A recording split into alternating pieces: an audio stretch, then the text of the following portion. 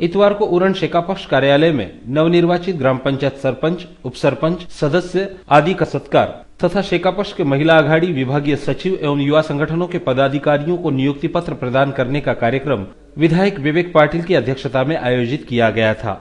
इस अवसर पर विधायक विवेक पाटिल के हाथों पदाधिकारियों का एवं नवनिर्वाचित सरपंच, उपसरपंच तथा सदस्यों का सत्कार किया गया।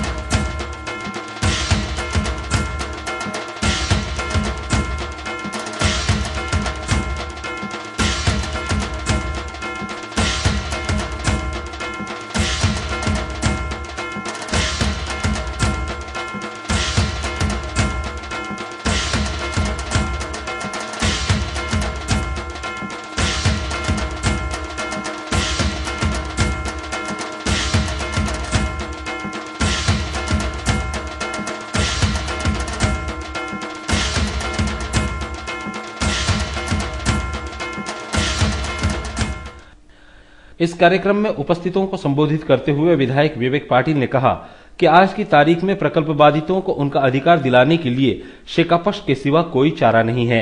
लिहाजा शेकापक्ष की ताकद को मजबूत बनाने के लिए पदाधिकारियों के नए कार्यकारिणी का गठन किया गया है। या विभागामधले जनतेला न्याय मिळवून देण्यासाठी शेतकरी कामगार पक्षाच्या लाल बाळपट्याशिवाय दुसरा पर्याय नाही अशी परिस्थिती निर्माण झालेली आहे आणि त्याच्यामुळे आता आपले तालुका चिटणीस महादेव घरत यांच्या नेतृत्वाखाली आपल्या विविध आघाड्यांवर आपल्याला फार मोठं काम करावं लागणार आहे। नोकर भरतीचा विषय आहे, कामगारांवर होणारा अन्याय आहे, रस्त्यावर होणारे अपघात आहेत। या सर्व बाबतीमध्ये निश्चितपणे आपण शेतकरी कामगार पक्षाच्या माध्यमातून एक फार मोठी मुसंडी घेऊन या विभागातल्या जनतेला न्याय मिळवून देण्यासाठी आपल्याला भविष्यात काम करायचं आहे आणि त्या दृष्टिकोनातून आपण जास्तीत जास्त प्रयत्न निश्चितपणे पक्षाच्या माध्यमातून करणार आहोत आणि पक्षाची संघटनात्मक ताकद ही वाढवण्याचा निश्चितपणे प्रयत्न करणार आहोत।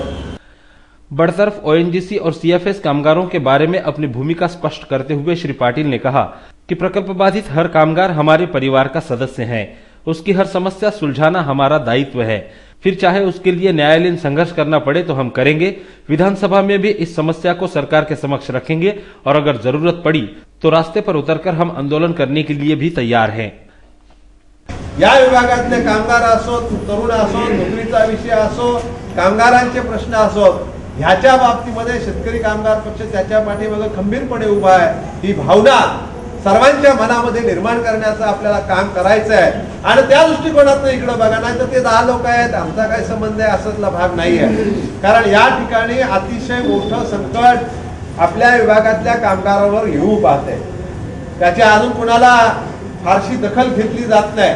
आता हे ओएनजीसी मध्ये जे 10 कामगार आपले आहेत ते गेली 8 वर्ष काम करतात। कॉन्ट्रॅक्टर बदलला तरी कामगार तेच राहतात, ही प्रथा इथली आहे। जो कायदाच आहे की कॉन्ट्रॅक्टर बदलला जातो, कामगार तेच असतात, त्याच कॉन्ट्रॅक्टर नवीन कॉन्ट्रॅक्टरकडे हे कामगार आपले काम करत असतात। ही सगळ्या सीएफएस मध्ये सगळीकडे प्रथा असताना सुद्धा या ठिकाणी मुजोरपणे जर कोणी कॉन्ट्रॅक्टर आपल्या 10 कामगारांना जर घेत नसेल तर त्या ठिकाणी उरणमध्ये तुला काम करू देणार नाही अशा प्रकारचा निर्धार त्या ठिकाणी शेतकरी कामगार पक्षाच्या माध्यमातून आपल्याला घ्यावा लागेल। शेकापक्ष द्वारा नागपुर में आयोजित किए जाने वाले किसान आंदोलन के बारे में बोलते हुए विधायक विवेक पाटिल ने कहा कि वर्तमान कांग्रेस सरकार हर मोर्चे पर नाकाम हो चुकी है। ऐसे सरकार की जड़ें हिलाकर सरकार को शेकापक्ष की ताकत दिखाने के लिए हमें भारी संख्या में किसान आंदोलन में शामिल होना चाहिए।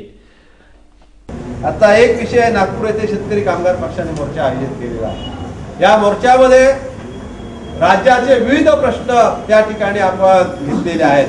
त्या विविध प्रश्नामध्ये राज्याचा शेतकरी कामगार पक्ष हा मोर्चा आपण आयोजित केलेला आहे। त्यामुळे राज्यापुढचे विविध प्रश्न आहेत। दुष्काळी परिस्थिती आहे, दुष्काळी परिस्थिती परमेश्वराने किंवा नशिबाने आपल्यावर लादलेली नसून काँग्रेस सरकारने, काँग्रेस पक्षाने आपल्यावर लादलेली आहे। जे राज्याचं नियोजन ज्या पद्धतीने व्हायला पाहिजे त्या पद्धतीनं केलं जात नाहीये।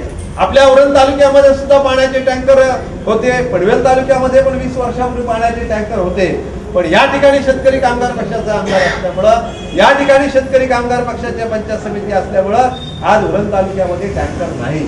पनवेल सारख्या तालुक्यामध्ये सुद्धा टँकर आता एखाद दुसरा अगदी डोंगराळ भागावर आहे, त्या ठिकाणी टँकर द्यावा लागतं. सगळीकडे पाण्याची आपण पिण्याची व्यवस्था केलेली आहे. पण जे मंत्री राहिलेले आहेत, जे मुख्यमंत्री राहिले आहेत, त्यांच्या मतदारसंघात सुद्धा आता टँकर आजही पाठवावे लागतात. अशी भीषण दुष्काळी परिस्थिती या राज्यामध्ये निर्माण झालेली आहे. आणि विविध प्रश्न आहेत. शेतकऱ्यांची आत्महत्या, शेतीमालाला प्रश्न आहेत, वाढतं भारनियमन आहे, काँग्रेसचे अनेक भ्रष्टाचार आहेत, घोटाळे आहेत. या सगळ्या विषय घेऊन हा मोर्चा आयोजित केला असला तरी आपले विषय त्या ठिकाणी, भारनियमनाचा विषय आपल्या संबंधात नाही. विजेची केलेली भरमसाठ दरवाढ हे आपला संबंधित विषय आहे. जेएनपीटीचे 12.5%चा प्रश्न आपला आहे. सिडकोचा जे विविध प्रश्न आहेत ते आपले आहेत. या विभागामध्ये येणारा नवीन रोजगार किंवा नवीन उद्योगधंदे आहेत, त्याच्यामध्ये आपल्याला हिस्सा मिळाला पाहिजे, हा आपल्या विषय सुद्धा आपल्याशी संबंधित असे हे विषय आहेत. आणि त्याच्यामुळं या मोर्चामध्ये आपल्या वरद तालुक्यातनं जास्तीत जास्त लोक यायला पाहिजेत.